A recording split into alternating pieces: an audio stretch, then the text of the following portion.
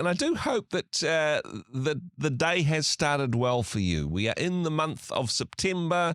Spring has sprung and all that stuff. It is a Monday. Hopefully your weekend was full of good cheer.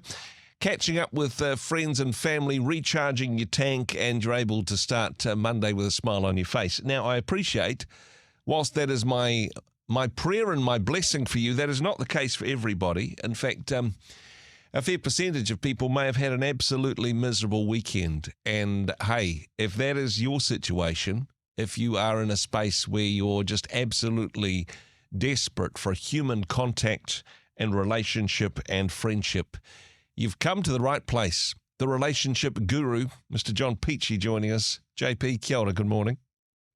Well, if I'm your guru, you're in serious trouble, believe me, but that's all right. I mean, but I'll tell you what, I'll drink a coffee with anyone at any time, so there we go. And even a whiskey, maybe. Did I say that? No, I didn't say that. Exactly. Well, I said guru, you said whiskey. I think we're both in trouble. But I suppose on the topic of friendship, because you've seen the good, the bad, and the ugly side of this, I know that you know the value of friendship because you know what it's like to not feel like you've got many, to feel isolated by your community and go, you know what, I could do with a friend right now. And that's why I think you're such a champion of it, that you're a friend to anyone, John. And I don't mean that in a disparaging way. That is a top shelf compliment, that you're a good friend to many because you know what it's like to be on the other side of that equation, I suppose. Yeah. Well, painfully I do, actually. And it's interesting, I was in ministry when I got divorced, and that's over 20 years ago now, 22 years ago now. And people who were close friends just walked away. Yeah. And there's this kind of this judgment. And I understood they didn't know what to do. They didn't know what to think. But actually the need of a friend is a critical thing. And I love the old hymn, "What a friend we have in Jesus, all our sins and griefs to bear." And it's just about having someone who has a conversation with you, and tolerates your nonsense. I mean, if you think about that in terms of Jesus, right? He tolerates our nonsense. Exactly. I don't care about your bumps and bruises. I like who you are. And it's critically important for me. But, some stats out of the States recently really are shocking. I mean, just absolutely mind-boggling. And let me just say for a start that it appears that no reasonable academic piece of research has been done in decades over the value of friendship. Yet all of us listening know that and I think it's biblical inspiration. You find a good friend, you're finding someone who's worth their weight in gold. But the latest stats say that the number of people who claim to have no close friends, which is astounding to even make that statement. Yeah. But the number of people has gone up by 400%, 4 times the number of people are now saying, I don't have a close friend. Wow. And I think, dear Lord Jesus, I mean, how can that be? Where do you go when it all gets just too brown and sticky? Where do you go? Who do you talk to? And this is why, we've been given hearts that are open to hear and to listen and just to sit still and presence yourself with people. And it's just such a huge benefit. I can't remember if I think I have said in the past that during COVID, they did this thing about the 8 minutes, that if you listen to someone for 8 minutes, just sit there and presence yourself and listen to people talking about their issues, their problems, their joys, their failings.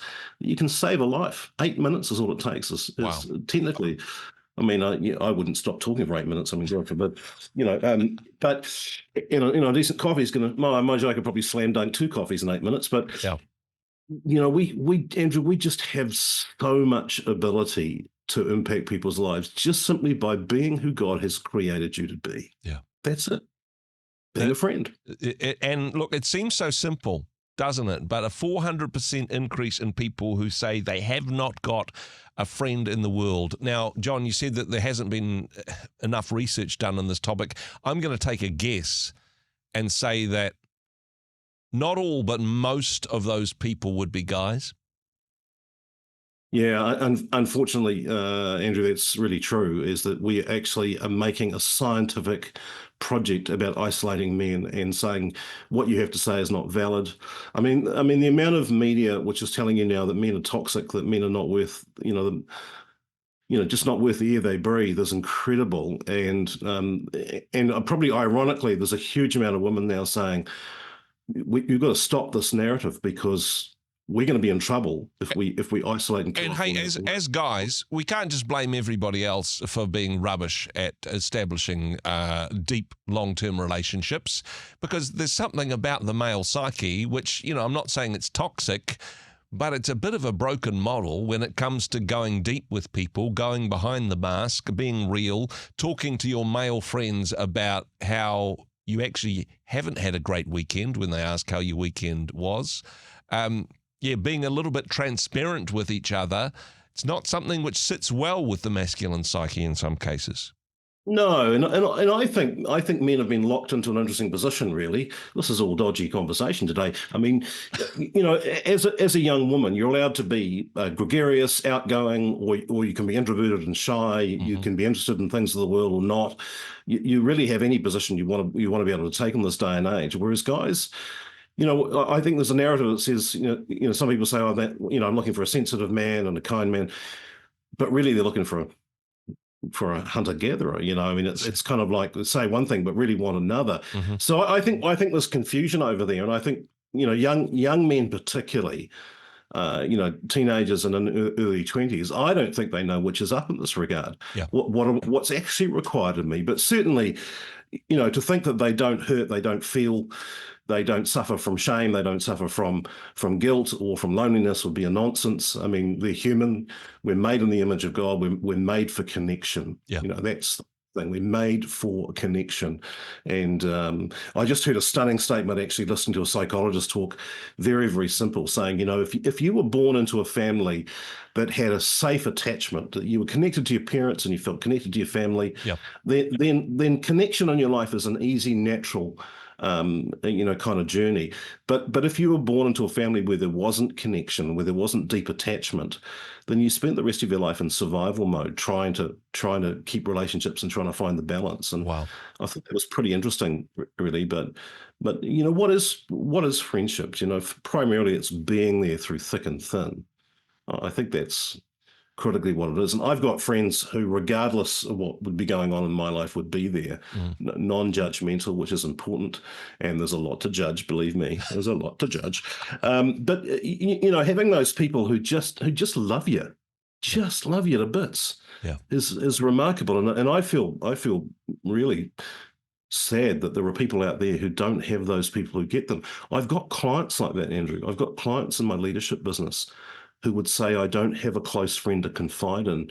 And every time someone says that to me, it's just like I look at them like, A, with sort of tragedy in kind of my mind, but B, like it's incredulous. How can anyone not have close friends to talk to? But it's the truth, right? They don't have anyone they can invest their inner secrets in. I just wanted to pick up on the point that you made, because, I mean, this is kind of a downward spiral. If you grew up in a household which didn't have connection, then you're not likely to be able to make connection. If you do find yourself in that space, you just don't know where to start. I mean, it's incredulous to you and I, because we know what good friendship looks like.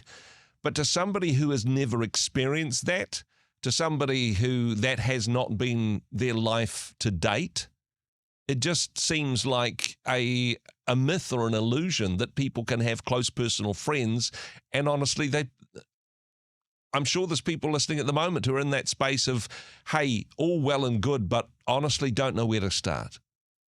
I think that's right. And sometimes, you go into a social setting, into a cafe or into a public setting, and you see people giggling and chatting and carrying on, and it can be extremely painful. But, if you are a person who is not, not backward and coming forward, who's not necessarily that shy, I want to challenge you. Is that if you go into a cafe, if you're walking on the street and you see someone sitting alone, just go up and say, hey, how are you? I noticed that you're alone. I'm alone too. Would it be all right if I sat with you? I mean, bring yourself to their position. You might get rebuffed, but then you might not, and you never know what's going to come out of that, a conversation that could change their lives. You could make a friend. You could learn stuff you've never learned before. I mean, I find it particularly hard when I see elderly people alone, because you think, they're carrying stuff that we need to know, right? They're carrying journey, they're carrying information, they're carrying experience. There's a novel or two sitting in their head, and if we don't sit with them and ask them the questions. And so you can be manipulative in terms of that, right? Manipulate your way into the situation. So say, is this chair empty? Do you mind if I share the table or whatever? I mean, what's the worst that can happen? People say, no, go away, I don't like you, or no, I'm okay. If someone says I'm okay, thanks, well, fantastic. It's good. Maybe they just grabbed into some space.